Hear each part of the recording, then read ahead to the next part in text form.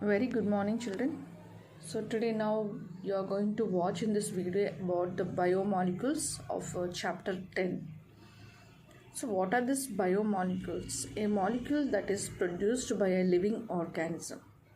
Of course, these biomolecules are very essential for one or more typically biological process like cell division, morphogenesis. Okay, now these biomolecules are present in various forms in our body. Okay, now I want to discuss with some of the topics regarding this chapter. Few chapters we are going to discuss. Okay, so now we are going to see one by one about it. So one among that we are going to discuss about today is nucleic acid. Nucleic acids are the biopolymers or large biomolecules, you can say, and essential for all non-forms of life. Nucleic acid is overall name for DNA and RNA. Now we are going to discuss today about the nucleic acid which exhibits secondary structure.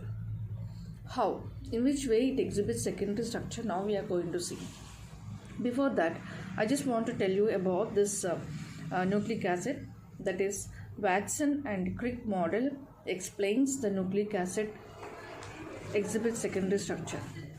DNA exists in double helix. Two polynucleotide strands run anti-parallel to each other in opposite direction. The backbone is formed by sugar phosphate that is called as sugar chain. Adenine, guanine, that is capital A and capital G of one strand pair with thymine and cytosine, that is the T and C of other strand respectively. So these are adenine, guanine, you know very well, thymine and cytosine and nucleotides. Now 2 H bonds present between A and T, 3 H bonds present between G and C. So that you have to understand. So this is a very simple description about this nucleic acids.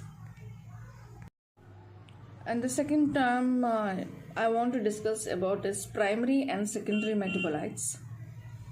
Primary metabolites, these are the metabolic products or nothing but the biomolecules which play an important role in normal physiological process. Example, proteins, sugars and lipids. And the secondary metabolites, that are the secondary biomolecules, these are the metabolic byproduct that do not have any identical functions in the host organisms. Example, alkaloids, lectin, pigments, etc. These secondary biomolecules are the products formed during the other metabolic processes. So during that time, these products are formed. These are important, but they may not have any specific function. Okay. The other terms I want to discuss is nucleoside and a nucleotide. Nucleoside contains pentose sugar and nitrogen base, so that we can say S plus N2 base, and nucleotide contains pentose sugar and nitrogen base and phosphate. Okay, that is S plus N2 base plus P. So in nucleoside you can find only sugar and nitrogen base, whereas in nucleotide you can find pentose sugar and nitrogen base, along with that phosphate is also present. Children, you know very well medicines are either man-made, that is synthetic we say, or obtained from the living organisms like plants, bacteria, animals, etc. These are the natural, and hence the later are called natural products. That means the medicines which are obtained from plants, bacteria, animals are natural products. Sometimes natural products are chemically altered by man to reduce toxicity or side effects and right against. So now, so I want to tell you some of the medicines which are natural product or the man-made product.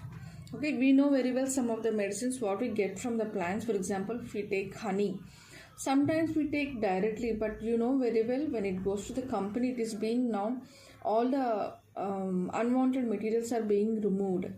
In that way, when you see the dates which are collected from the plants are again remodeled, that means if any unwanted material are there, they clean up and they give to us. In this way, many of the things which are being altered by the man to reduce some of the toxicity or side effects. So now coming to that, the penicillin, which is a natural product, very well, a good antibiotic, and sulfonamide, which is a synthetic chemical made by the man. Vitamin C, natural products. Very well, vitamin C we obtain from the lemon or citric fruits, of course. And growth hormones, which we have in our body like natural product, for example, like steroids, estrogen and estrogen. Okay. Now, for some of the biomolecules, I'm going to give you some bond between the chemical bond. Okay, whether it is like, for example, like ester bond or glycosidic bond or peptide bond, I'm going to tell you now. Some of the biomolecules which are present in our body is like proteins, fats, all this. So coming to the bonds, polysaccharide glycosidic bond is present, and in the protein peptide bond is present. In the fat, ester bond is present, and the water hydrogen bond is present. Now one more term I'm going to discuss is deuter ionic form of amino acids. Amino acids at different pH undergoes ionization by converting NH2 to NH3 plus and COOH to COO minus. So this equal positive and negative charge, that means no net charge, that is NH2 converting to NH3 plus and COOH, which will form to COO minus. So these positive and negative charges of an amino acid is called a deuter ionic form. And the next question, what constituents of DNA are linked by glycosidic bond? Glycosidic bond is present between deoxyribose sugar and nitrogenous bases of nucleotides in DNA. And the next question, glycine and alanine are different with respect to one constant on carbon. Now, what are the other common groups between them? The common groups between glycine and alanine are NH2, H, COOH. Now, some of the polysaccharides which are present in our body, like starch, cellulose, glycogen, chitin, we have to choose in them and write against each. For example, if we take a cotton fiber, which is a cellulose, exoskeleton of cockroach, which is chitin, and liver, glycogen is present, and peeled potato, you can see starch. So these are some of the biomolecules we have discussed in this lesson.